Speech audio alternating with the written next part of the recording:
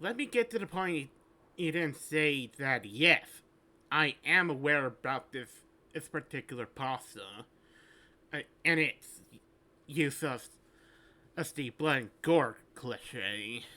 And I also understand that y'all might be more sensitive to it. Well, some of y'all, anyways. But for all intents and purposes, I'm just reading these for fun, with and not for malicious purposes. As much as they are very cliched, I'm willing to admit that I have a particular soft spot for them. Well, except for one. That Zonk.exe pasta? Now, I want to state that yes, this is cliche written. And yes, I am aware that kinda sucks.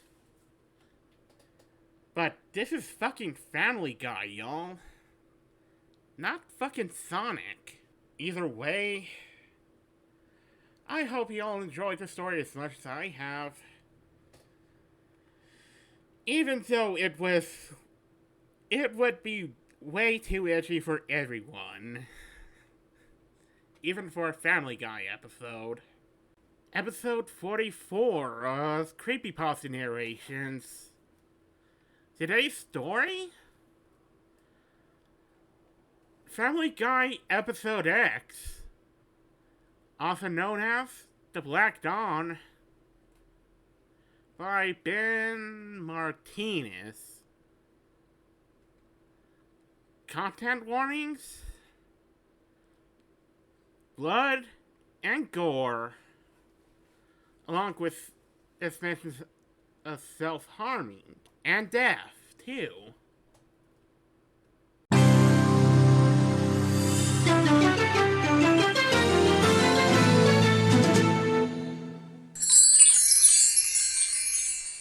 On the night of December 15th, 2006, an unlisted lost episode of the Family Guy aired on Fox.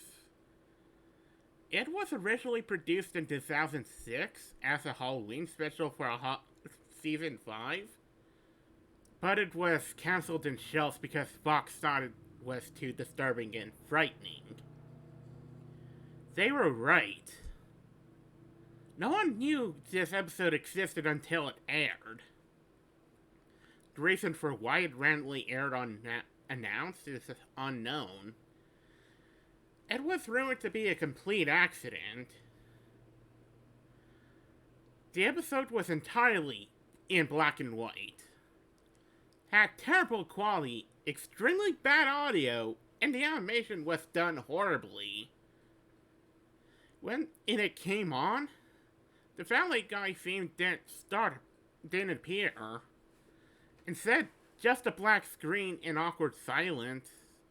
After about 30 seconds, a random beating noise started, and soon a message appeared that said, September 8th, 2006. Family Guy Episode X, The Black Dawn. The first shot shows the Griffin's kitchen. Lois has finished making breakfast and she told Peter to call the kids. Chris and Stewie came downstairs, but not Meg. In here, everyone seems either very depressed or angry.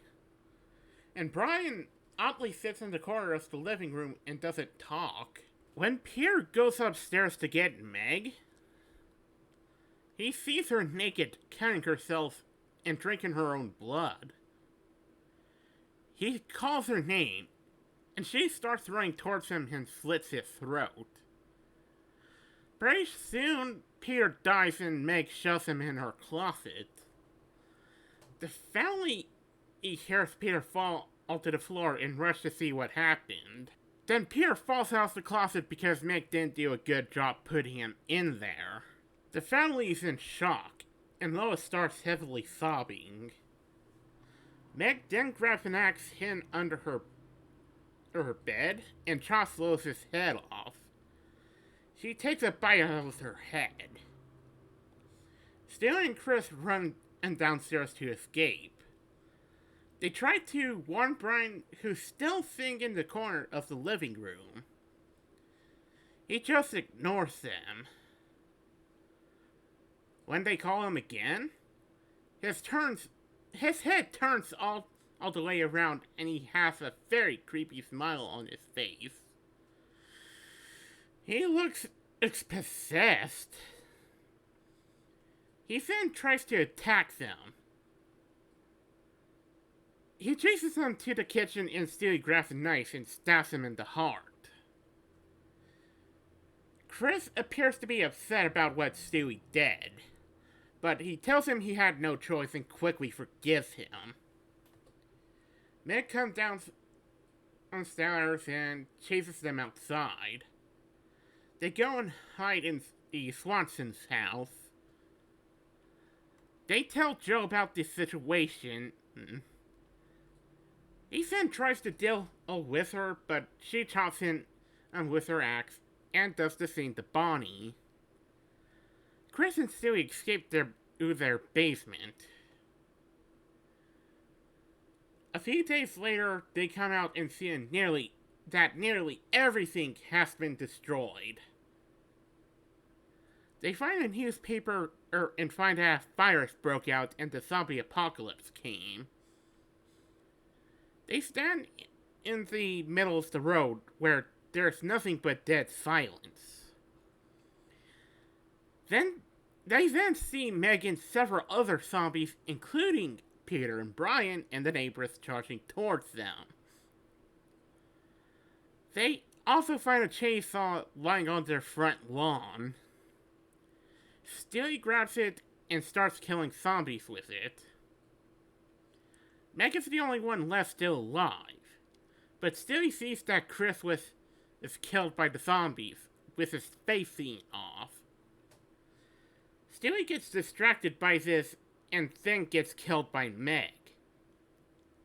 At this point, the quality gets even worse. Takes her ass and accidentally chops her own head off. Then the scene pans out and custody is static, and the episode ends.